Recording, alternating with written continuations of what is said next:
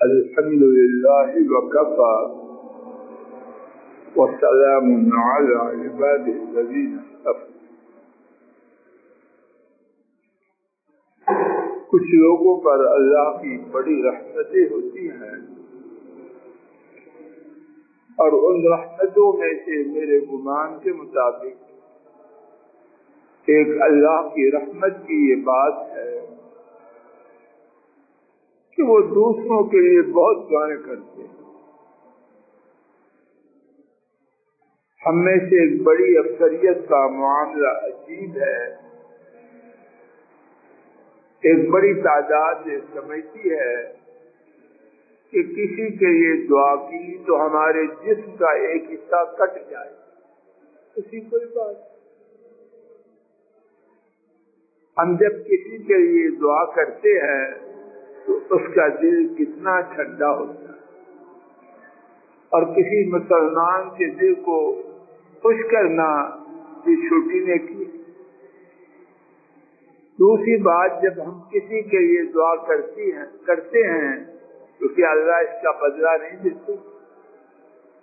ہم دعا کریں گے اپنی طاقت اور سمجھ کے مطابق, رب ذوالجلال بدلہ دے گا اپنی شان کے مطابق. اور ہم جس کے لیے دعا کرتے ہیں اس کے ذہن میں ہمارے بارے میں کیا آتا ہے وہ اب بھی جانتا ہے, کوئی اور نہیں جانتا. اللہ مجھے آپ کو ہدایت دے. یہ مفت کا سودا, کچھ خرچ نہیں ہوتا. مفت کا سودا اللہ ہمارے نصیب میں کر دے. جو بزرگ اللہ ہمیں بھی اپنی رحمت سے ان میں شامل کر دے. بہو چائے لے کے آئی, پانی لے کے آئی, دعائیں دے دی. اور کچھ بزرگ بہو آئی, منہ ادھر کر لیا. اللہ کرے کہ کوئی مشین ایسی ہو کہ دونوں کا نقشہ اس باتیں کے سامنے آ جائے. پھر وہ دیکھے کہ دونوں کے رد عمل میں کیا فرق ہے. بہو کے لیے دعا دی, چائے لانے پر دعا کی جائے گی تو چاہے گی میں 2 چیزیں اور لاؤں, ان 2 پہ دعا ملے گی 10 چیزیں لانا چاہیے. اور اگر آئی اور منہ بنایا ہوا تو وہ ماں باپ کو پتہ نہیں کیا کچھ کہے گی کہ ایسے بدبخت لوگوں کے پاس مجھے بھیجا, میں پانی لا رہا ہوں وہ منہ بنا رہا. فرعون بنا بیٹھا ہے بابا, اور ہے بابا حاجی. بدبختی کی نشانی ہے کہ آدمی کسی کے لیے دعاؤں کے کرنے سے مار, اور وہ گھر کتنا خوشگوار ہوتا ہے جہاں دعائیں چلتی ہیں. اس گھر میں صورت مختلف ہوتی ہے, اس گھر میں جو دعاؤں سے خالی ہے. میرا گمان یہ ہے کہ میں نئی بات نہیں کر رہی ہوں. اس راستے نبی محترم صلی اللہ علیہ وسلم آج کے سبق میں لا الہ الا اللہ, اخلاق کی مخلوق میں سے جو سب سے بلندی ہے, ہمارے نبی کریم صلی اللہ علیہ وسلم کو اللہ نے اس اخلاق پہ مسلط کی. آپ کو کوئی مشقت نہ تھی. وَإِنَّكَ لَعَلَىٰ خُلُقٍ عَظِيمٍ, اللہ نے اخلاق عظیم پر آپ کو کنٹرول دیا. گویا کہ غلام ہے اخلاق عظیم ان کا کہ جیسے چاہیں اس پہ سواری. ہم پڑھ رہے ہیں کہ دامادوں کے ساتھ آپ کا معاملہ کیسے تھا. تو آپ کے اخلاق عظیمہ کی ایک بات کہ دامادوں کو دعائیں دیتے. اللہ اکبر. ہاں کچھ بدبخت ایسے ہوتے ان پر کسی چیز کا اثر, ان کا معاملہ جدا ہے, وہ ان نیچرل یا اب نارمل کی بات. عام انسان جب اس کا سسر اس کو دعائیں دے گا, بد فطرت کی بات نہیں کر, اس کے لیے الٹے لٹک جاؤ, وہ بد فطرت کا بد فطرت, اس کی بات نہیں کرنا. عام داماد جب سسر سے دعائیں سنے گا اس کے دل میں خیر کے جذبات آئیں گے یا نہ آئیں؟ عام انسان تو میرے گمان کے مطابق دیندار نہ بھی ہو، دعاؤں سے اس کے دل میں ایک خاص قسم کی مسرت اور خوشگوار رد عمل آئے گا۔ آئیے اپنے نبی کریم صلی اللہ علیہ وسلم کی سیرت طیبہ سے 3 مثالیں سنیں۔ آج کے سبق میں پہلی مثال صرف داماد کے دل کی رہنمائی اور زبان کی ثابت قدمی کے دعا رک جائے۔ عجب امت اسلام کی خوش قسمتی ہے، قدم قدم میں رہنمائی کی۔ اگر یونس صاحب کو چاہے بہترین دعائیں مل جائے، قرآن کریم کی دعائیں اور اس کے بعد نبی کریم صلی اللہ علیہ وسلم کی دعائیں، بابا جی کی دعا، فلاں کی دعا، فلاں کی دعا، دو تین دعا۔ سونا ہو تو لوہے کی ضرورت ہے، اور سونا کہنا سونے کی قیمت کو بڑھانا ہے، وگرنہ ان کے نمونے کی مثال کائنات میں ہے ہی نہیں اور نہ ہو سکتی۔ امام ابن ماجہ نے حضرت علی رضی اللہ عنہ سے روایت کیا، انہوں نے بیان کیا مجھے رسول اللہ صلی اللہ علیہ وسلم نے یمن کی طرف بھیجا، تو میں نے عرض کیا یا رسول اللہ صلی اللہ علیہ وسلم، اے اللہ کے رسول صلی اللہ علیہ وسلم، تبعثنی وانا شاب اقضی بینہم، آپ مجھے بھیج رہے ہیں یمن۔ اس وقت اسلامی ریاست کا ایک حصہ، میں نوعمر نوجوان وہاں قاضی کی حیثیت سے کام کروں۔ کتنا خوشگوار ماحول ہے سسر اور داماد کے درمیان۔ الفاظ اس پیارے ماحول کو بیان کرنے سے آج میرے الفاظ آپ کا پڑھیں۔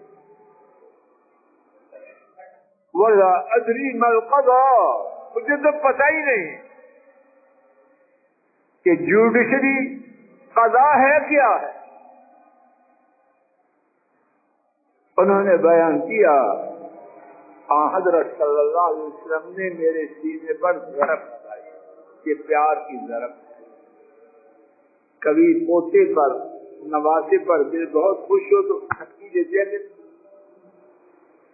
یہ اس کی نقل ہے، وہ نہیں نہ ہو سکتی۔ اور کہا اللہم اہد قلبا وثبت لسانا۔ انہوں نے جو اپنا ماجرا بیان کیا تھا اس کے لیے 2 دعائیں دی، اے اللہ اس کے دل کی رہنمائی فرما، اور جب اللہ رہنمائی فرما دے تو پھر بھٹک سکتے، فَثَبِّتْ قَلْبَهُ، اور ان کے دل کو مضبوط کر دے، پھر کمزوری آ سکتی ہے، یہ فیصلہ کروں وہ کروں، ختم ہو گئی۔ اب کیا ہوا؟ حضرت علی رضی اللہ عنہ وثبت لسانا، اور اس کی زبان کو ثابت کر، پھٹکے نہیں۔ تو کیا ہوا؟ انہوں نے بیان کیا اما شققت بعد فی قضاء بین اثنین، اس کے بعد مجھے 2 آدمیوں کے درمیان فیصلہ کرتے ہوئے شک نہ ہوا۔ اللہ نے اطمینان قلب اور زبان کو ثابت فرما دیا۔ حدیث شریف سے معلوم ہونے والی 2 باتیں، نمبر 1، حضرت صلی اللہ علیہ وسلم کا حضرت علی رضی اللہ عنہ سے اظہار محبت اور تنبیہ کے لیے ہوشیار ہو جا، وہ تیرا علاج ہونے لگا ہے، اور تنبیہ کے لیے ان کے سینہ میں درد لگائے۔ نمبر 2، حضرت صلی اللہ علیہ وسلم کی دعا کی عظیم تاثیر۔ اللہ کریم اپنے فضل و کرم سے مجھے آپ کو، ہماری اولادوں، کنبوں اور پوری امت کو نبی کریم صلی اللہ علیہ وسلم کی سنت پہ چلائے، سنت پہ چلائے، سنت پہ چلائے۔ خیر اسی میں ہے، برکت اسی میں ہے، سعادت اسی میں ہے، باقی سب کچی کہانیاں ہیں اور ہم کچی کہانیوں کا نتیجہ بھگت رہے ہیں۔ اللہ اس سے نکالے اور اس چشمہ صافی پر اپنی رحمت سے ہمیں اور ہمارے کنبوں کو پہنچا دے۔ جینا ہے تو اس سے سیراب ہو کے جینا، وگرنہ اس جینے سے موت اچھی ہے۔ اللہ مجھے آپ کو ہدایت دے، اللہ ہمارے گھروں میں خیر فرما دے، اللہ ہمارے گھروں میں دین کو جاری و ساری فرما دے۔ بے حیائی جس کا طوفان اب آ نہیں رہا، آ چکا ہے، جس کا طوفان آ نہیں سکا، ہمارے گھروں پہ مسلط ہو چکا ہے، اللہ اس کو توڑ دے، اللہ اس کو بکھیر دے، تار تار کر دے۔ عفت، پاکیزگی، طہارت، صفائی، پاک دامنی، اللہ اس کو بے حیائی کے بدلے میں دے دے، اور اس کے لیے ہم سب کو سیدھی راہ پہ لے آئے۔ اللہ ہماری بچیوں کو، ہمارے بچوں کو، گھر والوں کو، نسلوں کو ہدایت دے دے، پاکیزگی کی راہ سے آئیں، گندگی کو چھوڑیں۔ اس میں ذلت ہے، رسوائی ہے، تباہی ہے، بربادی ہے، دنیا میں بھی اور آخرت میں بھی۔ ہم اندھے بن جائیں تو بن جائیں، جو ہو رہا ہے وہ ہو رہا ہے۔ گندگی کا طوفان آ چکا ہے، گھروں کے گھر ہم کو چوٹ رہا ہے، کھا رہا ہے، برباد کر رہا ہے، سکون لٹ رہے ہیں، چین نام کی چیز دور ہو رہی ہے۔ اللہ اس کے برے انجام سے بچا لے، خیر کی طرف واپسی فرما دے، واپسی فرما دے، واپسی فرما دے۔ اللہ ہر چیز پر قادر ہیں۔ وصلی اللہ تعالی علی خیر خلقہ وعلی آلہ واصحابہ واہل بیتہ واتباعہ الی یوم الدین، آمین یا رب العالمین۔